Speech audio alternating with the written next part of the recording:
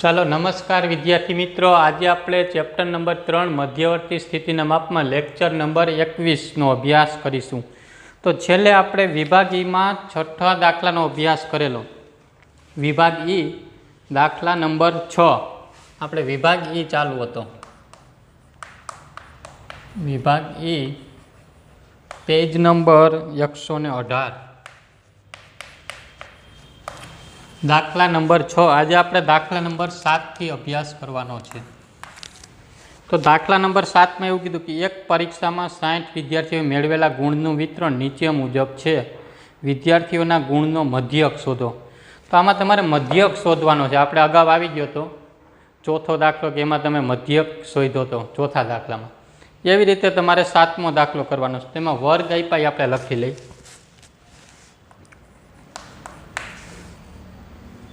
0 થી 10, 10 થી 20, 20 થી 30, 30 થી 40, 40 થી 50. ત્યારબાદ એફઆઈ 6, 18, 22, 15 અને 9. એન બરાબર 60.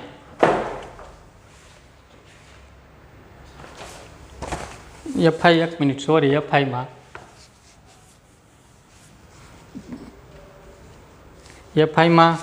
3, 8, 20, 16. આ રકમ 1 મિનિટ જુદી લખાઈ ગઈ. રકમ આપણે ફરીથી દાખલા નંબર 7 0 થી 10, 10 થી 20, 20 થી 25, 25 થી 30, 30 થી 35, 35 થી 40. આ દાખલા નંબર 7ની રકમ છે. છઠ્ઠો દાખલો તો આપણે કરેલો હતો. ત્યારબાદ એફઆઈમાં 3, 8, 20, 16, 9 અને 4. એનો સરવાળો થાય એફઆઈનો ટોટલ એન બરાબર 60. હવે તમારે વર્ગ એફઆઈ અને એક્સઆઈ શોધવાની. એક્સઆઈ એટલે કે મધ્ય કિંમત. મધ્ય કિંમત 0 અને 10નો સરવાળો એના અડધા. 0 અને 10નો સરવાળો 10, એના અડધા 5. 20 ને 10 30, 30ના અડધા 15. 20 ને 25 45, એના અડધા 22.5. 30 ને 25 55, એના અડધા 27.5. 30 ને 35નો સરવાળો એના અડધા 32.5. આમાં આવશે 37.5. એનો સરવાળો કરવાનો નથી. હવે કોલમ કરવાની એફઆઈ એક્સઆઈઓ. 3 ગુણ્યા 5 એટલે 15, 8 ગુણ્યા 15 એટલે 120, 20 ગુણ્યા 22.5 એટલે 450, 16 ગુણ્યા 27.5 એટલે 440, 9 ગુણ્યા 32.5 એટલે 292.5, 4 ગુણ્યા 37.5 એટલે એનો ગુણાકાર થાય 150. ત્યારબાદ એફઆઈ એક્સઆઈનો સરવાળો 1467.5. તો આ રીતે વર્ગ એફઆઈ એક્સઆઈ અને એફઆઈ એક્સઆઈ 4 કોલમ આવે. મધ્યક શોધવાનો હોય વર્ગ એફઆઈ એક્સઆઈ અને એફઆઈ એક્સઆઈ. ત્યારબાદ તમારે મધ્યક શોધવાનું સૂત્ર મૂકવાનું. એક્સ બાર બરાબર સિગ્મા એફઆઈ એક્સઆઈ છેદમાં એન. 1467.5 છેદમાં 60. એનો ભાગાકાર કરો એટલે 24.46. 24.46. તો આમાં તમને મધ્યક મળ્યો 24.46. ખાલી તમારે દાખલામાં મધ્યક જ શોધવાનો હતો. બીજું આમાં કંઈ શોધવાનું હતું નહીં. એક જ રકમમાં તમને ખાલી મધ્યક એક જ કીધેલો હતો. તો આ દાખલા નંબર 7 હતો. હવે આપણે આગળ દાખલા નંબર 8 જોઈએ. દાખલા નંબર 8.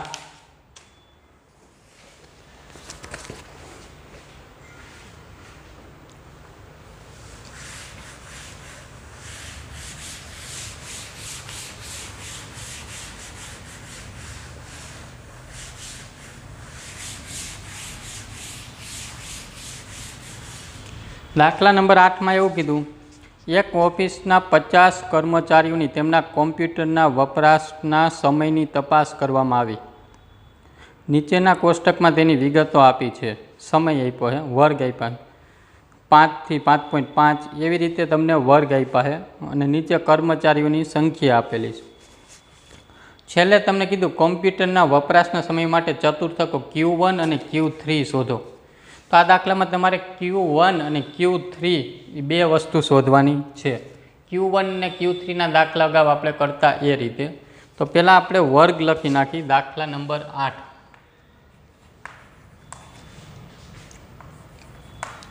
વર્ગ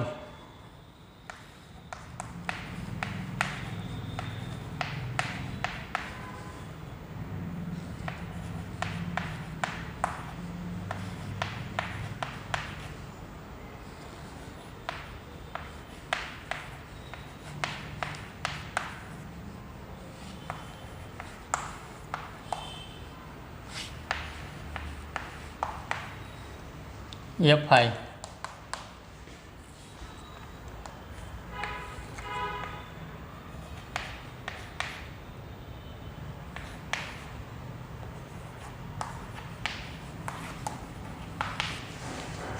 એનો ટોટલ થાય 50. હવે જો Q શોધવાનો હોય, D શોધવાનો હોય, P શોધવાનો હોય કે મધ્યસ્થ, ત્યારે તમારે CFIની કોલમ કરવાની આવે. તો બાજુમાં આપણે અહીં કરશું CFI. પહેલાં 1 ને 3 4, 4 ને 5 9, 9 ને 11 20, 20 ને 15 35, 35 ને 9 44, 44 ને 4 48, 48 ને 2 50. તો વર્ગ FI અને CFI અહીંયા 50 બે આવી જવા જોઈએ. જો 50 ન આવ્યા હોય તો તમારી ગણતરીમાં ભૂલ હોય. તો વર્ગ FI અને CFI. હવે આપણે પહેલાં Q1 શોધવાનો છે.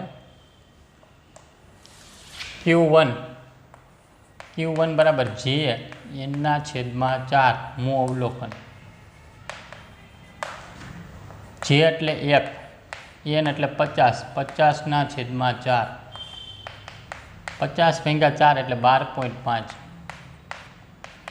12.5 અહીંયા ગુણ્યા 1 CFIમાં જોતા.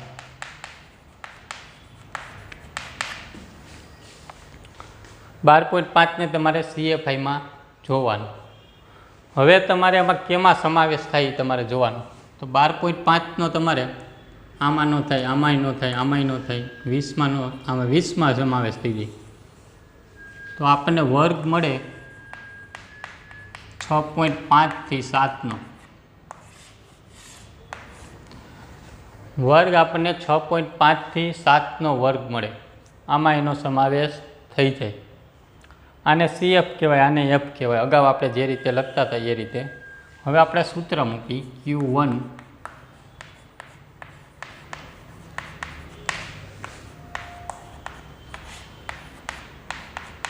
આ સૂત્ર જે મૂકતા તે રીતે L એટલે કે 6.5,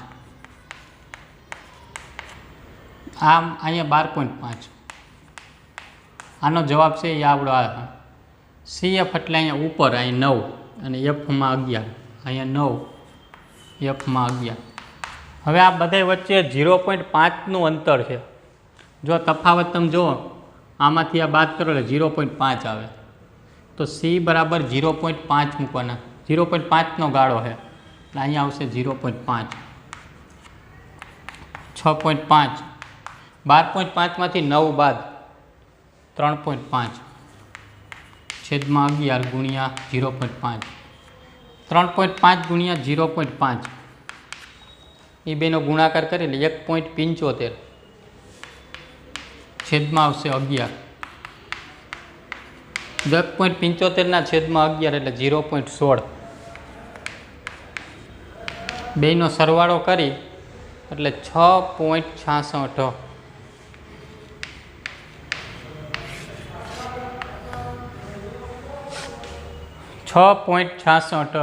Q1નો આન્સર આવશે 6.66. આ રીતે તમારે Q1 અને Q3 શોધવાનો છે. હવે આપણે Q3ની ગણતરી કરી. Q3 એની ગણતરી આ જ રીતે. Q3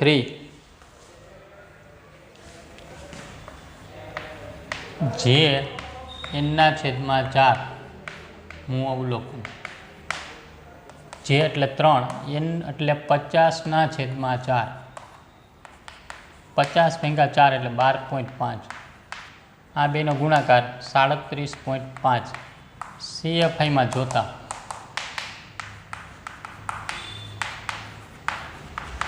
હવે CFIમાં જોવાનો કેમાં સમાવેશ થાય. 37.5 35માં ન થાય, 44માં સમાવેશ થાય તો વર્ગ મળશે 7.5 થી 8નો વર્ગ મળશે. 37.5નો સમાવેશ 44માં થાય એટલે આપણને વર્ગ મળશે 7.5 થી 8 એટલે વર્ગ 7.5 થી 8. હવે સૂત્રમાં કિંમત મૂકવાની Q3L જે એનના છેદમાં 4 CF છેદમાં F ગુણ્યા C. L એટલે 7.5, જે એનના છેદમાં 4 એની જગ્યાએ મૂકવાના 37.5. CFમાં તમારે અહીં મૂકવાના ઉપર જે હોય મૂકવાના. અહીં વર્ગ જે મળ્યો ને ઉપર આપ્યા 35 અને છેદમાં આવશે 9, 35 છેદમાં 9 અને 0.5, 7.5. 37.5માંથી 35 બાદ કરી એટલે 2.5 છેદમાં 9 ગુણ્યા 0.5. આ બેનો ગુણાકાર 2.5 ગુણ્યા 0.1.25 છેદમાં 9, 7.5 0.14, બેનો સરવાળો 7.64. તો આ દાખલામાં Q1 અને Q3 બે વસ્તુ શોધવાની હતી. Q1 અને Q3.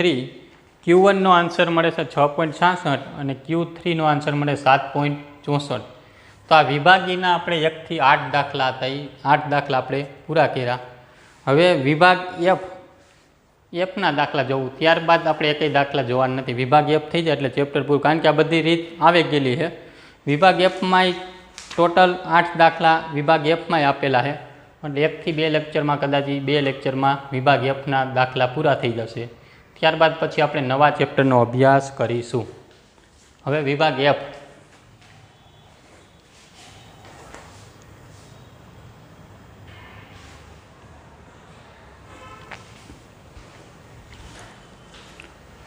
ચાલો હવે આપણે વિભાગ F પેજ નંબર 118 ઉપર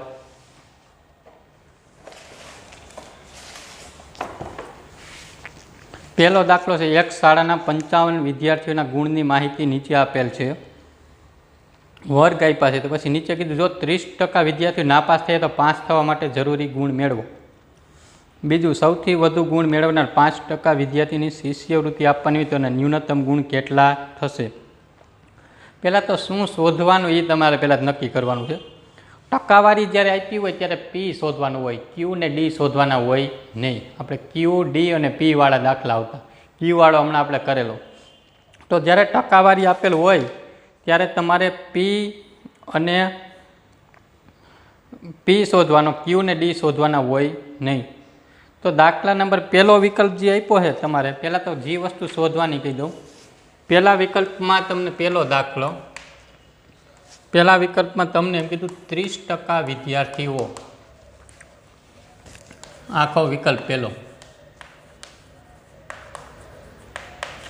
આમાં તમારે 30% વિદ્યાર્થીઓ નાપાસ થાય તો પાસ થવા માટેના જરૂરી ગુણ મેળવો. તો આમાં તમારે P30 શોધવાના થશે. P30. 30% વિદ્યાર્થીઓ તો નાપાસ થાય તો પાસ થવા માટે જરૂરી ગુણ મેળવો એવું કહે, એટલે જેટલા ટકાવારી અહીંયા આપી હોય એ જ તમારે P30 શોધવાના. અને બીજા વિકલ્પમાં સૌથી વધુ ગુણ મેળવનારા, સૌથી વધુ ગુણ મેળવનારા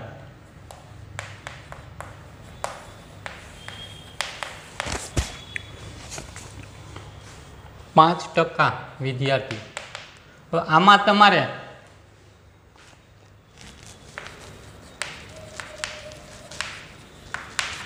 માંથી 5 બાદ કરવાના એટલે 95. તો P95 શોધવાના. આમાં જો સૌથી વધુ એવું રકમમાં કહીએ જ્યારે સૌથી વધુ ત્યારે તમારે 100માંથી જેટલા હોય એ 5 આપ્યા એ 5 બાદ કરવાના 100 - 5 એટલે 95 તો P95 શોધા તો આ દાખલામાં તમારે P30 અને P95 બે વસ્તુ શોધવાની છે P30 અને P95 આ દાખલામાં એટલે હવે તમારે Q કે D ને હમણાં આપણે કેમ Q1 ને Q3 છે તેમ P30 અને P95 આમાં તમારે કંઈ બાદ નથી કરવાનું આ સૌથી વધુ શબ્દ આવે ત્યારે તમારે 100માંથી આ 5 બાદ કરાય 10 હોય તો 100 - 10 તો 90 આવે એટલે આમાં 95 આવશે હવે હું એક તમને ગણતરી કરું છું P30ની વર્ગ FI અને CFI પહેલાં આપણે વર્ગ FI અને CFI વર્ગ આપ્યા છે 0 થી 10 10 થી 20 20 થી 30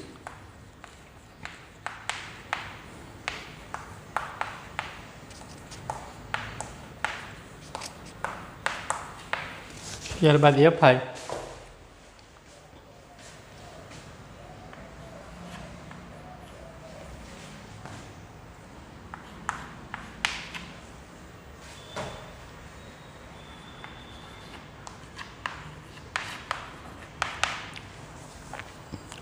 વર્ગ FI અને CFI એટલે આનો ટોટલ થાય 55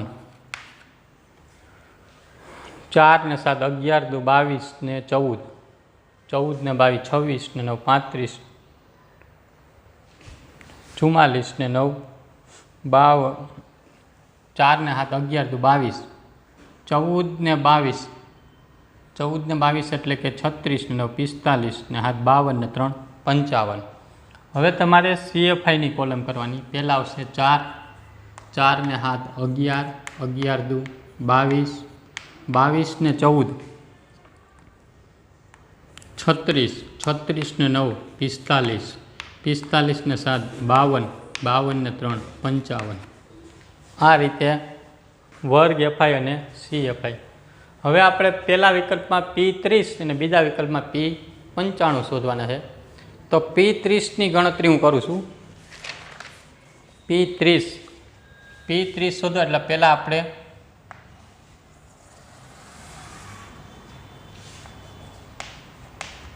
જે બરાબર n/100 મુ અવલોકન જે એટલે 30 n એટલે 55 55 ભાગ્યા 100 0.55 30 ગુણ્યા 0.55 16.5 CFIમાં જોતા 16.5નો સમાવેશ 20 થી 30ના વર્ગમાં થાય તો આપણને વર્ગ મળશે 20 થી 30 આમાં સમાવેશ થાય 16.5નો તો વર્ગ આવશે 20 થી 30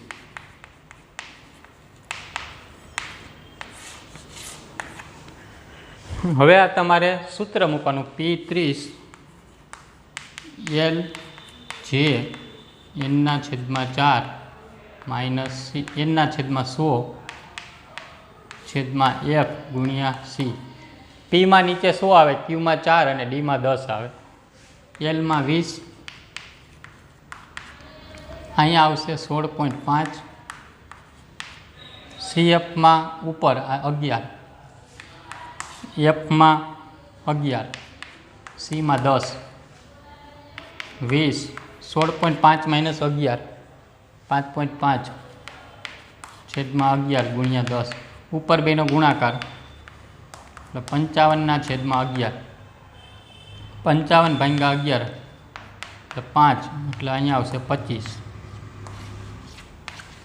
તો P30 આપણને મળે 2500 તો આ રીતે તમને બે વિકલ્પ આપ્યા હતા પહેલો વિકલ્પ અને બીજો વિકલ્પ પહેલા વિકલ્પમાં આપણે P30 શોધ્યો અને બીજા વિકલ્પમાં તમારે P95 શોધવાનો છે તો આ જ રીતે હવે તમારે આ બીજો વિકલ્પમાં P95 તમારે અહીં શોધવાનો છે એટલે બે વિકલ્પ પૂરા એટલે આજે આપણે વિભાગ Fનો પહેલો દાખલો આપણે પૂરો કરીએ છીએ હવે પછી લેક્ચરમાં આપણે બીજા દાખલાથી શરૂઆત કરીશું આ જ રીતે તમારે P95 કરવાના P95 પછી જેની જગ્યાએ 95 આવશે n/55 છેદમાં 100 એટલે તમને એમાં વર્ગ મળશે 52.25 આવે છેલ્લો વર્ગ મળશે 60થી 70નો આ વર્ગ મળશે તમને. પછી આ રીતની ગણતરી કરી દેવાની સૂત્રમાં કિંમત મૂકીને. તો હવે પછી આપણે જ્યારે લેક્ચર આવશે ત્યારે બીજા દાખલાથી આપણે અભ્યાસ કરીશું. Thank you.